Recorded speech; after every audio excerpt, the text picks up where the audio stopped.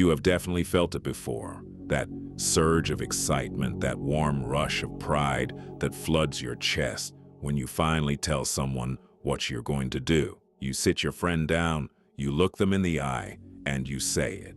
You tell them you're going to start that business or write that novel or lose those 20 pounds. They smile at you. They congratulate you. They tell you how proud they are of your ambition. In that moment, you feel amazing. You feel like a winner. You feel like you are already halfway there. But here's the harsh truth that no one tells you. In that exact moment, you have just drastically lowered your chances of actually achieving that goal. You have sabotaged yourself before you have even taken the first step. Most of us grow up believing that accountability is the key to success. We are told to shout our dreams from the rooftops so that the world can hold us to them. We think that by making a public declaration, we are burning the bridges behind us and forcing ourselves to move forward. But psychology and the history of human behavior, the reality is that your brain has a glitch, and telling people your goals exploits that glitch in the worst possible way. To understand why this happens, we have to look at how the human brain processes satisfaction and reward. When you set a goal, your brain creates a tension. This tension is good. It is a psychological gap between where you are right now and where you want to be. This gap creates a craving, a drive, and a hunger. It is specifically designed to push you to do the hard, boring, and difficult work required to close that gap. The brain wants to resolve that tension, and the only real way to resolve it should be by actually achieving the goal. However, your brain is easily tricked. It cannot always distinguish between the satisfaction of doing the work and the satisfaction of receiving praise for the work. When you tell someone your goal and they acknowledge it, your brain releases a flood of dopamine. This is the same chemical reward you would get if you had actually completed the task. The social acknowledgement creates what psychologists call a premature sense of completeness. Your mind registers the social reality of the goal as if it has already happened. You tricked your brain into feeling like the mission was accomplished. Consequently, that necessary tension, that hunger that drives you to work, dissipates. You become relaxed. You feel satisfied. And because you already feel the reward, you lose the motivation to do the actual heavy lifting.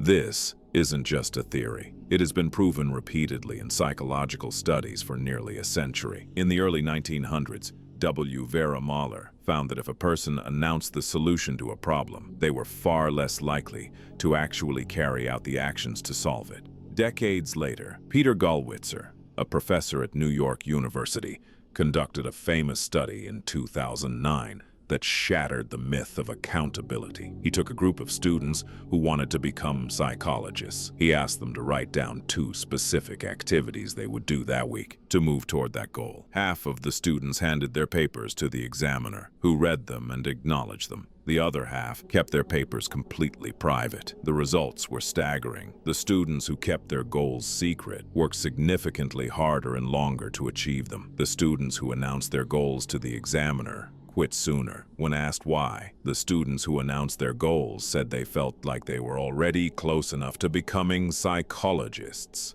The act of being acknowledged made them feel like they had already succeeded. We see this dynamic play out constantly in the stories we love. Think about how it happened in the books and the show. In the great epics like Game of Thrones, there is a very clear divide between the characters who survive and the characters who die. The characters who broadcast their honor, their plans, and their intentions usually end up losing everything. Ned Stark announced his discovery and his plan to the Queen, believing that stating his intent would protect him. It led to his execution. In contrast, look at the characters who actually hold power and influence. They are defined by their silence. Tywin Lannister and Littlefinger never reveal their true endgame until the trap has already snapped shut. They understand that information is leverage, and revealing your hand gives your enemies and even your friends the ability to counter you.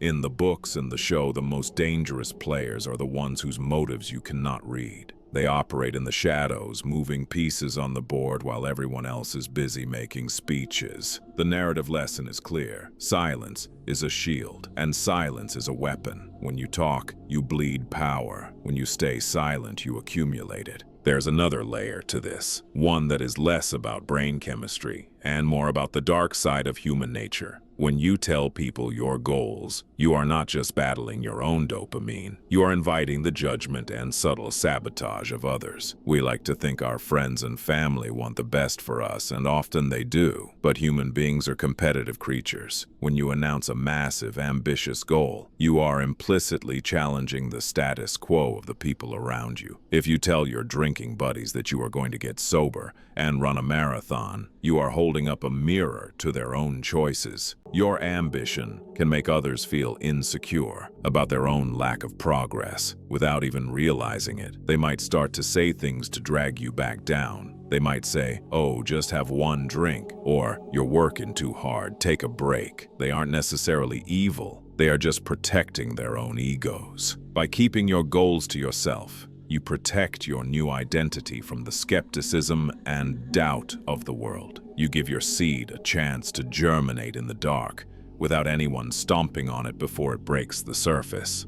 Furthermore, announcing a goal makes the stakes incredibly high in a way that creates anxiety rather than motivation. Once you have told everyone you're going to write a book, every time you see them, they will ask, "How is the book coming along?" If you hit a roadblock or delay, which is inevitable, you now have the added shame of explaining why you haven't finished. This social pressure doesn't usually inspire creativity. It inspires fear. You start avoiding the work because the work is now attached to the fear of public embarrassment. If you had kept it secret, you could have failed, learned, and pivoted without the weight of an audience watching your every move. So, what should you do instead? It is simple, but it is not easy. You need to fall in love with the delay of gratification. You need to replace the cheap dopamine of the announcement with the slow burning fuel of actual progress. Next time you have a big goal, resist the urge to post it on social media. Resist the urge to call your best friend. Instead, take that energy, that excitement, and put it directly into the first step of execution. Write the first chapter. Run the first mile. Register the business domain. Do the work in the dark. Let your results speak for you. There's a massive difference between the person who says, "I am going to be a writer," and the person who says,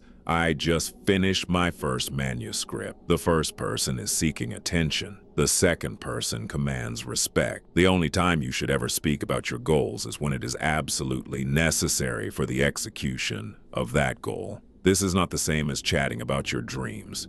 And if you need to hire a coach or find a business partner or ask a specific mentor for technical advice, that is functional communication. That is part of the work. But telling your intentions to people who have no role in helping you achieve them is nothing more than ego masturbation. It feels good for a second, but it leaves you empty. You must become like the master strategists in the books and the show. You must build your castle in silence. Let people speculate. Let them wonder what you are up to. Let them underestimate you. There is a tremendous power in being a mystery. When you finally reveal what you have been working on, it shouldn't be a promise of what you will do. It should be the undeniable evidence of what you have done. The shock and awe of your results will feel infinitely better than the empty applause of your announcement. Keep your cards close to your chest.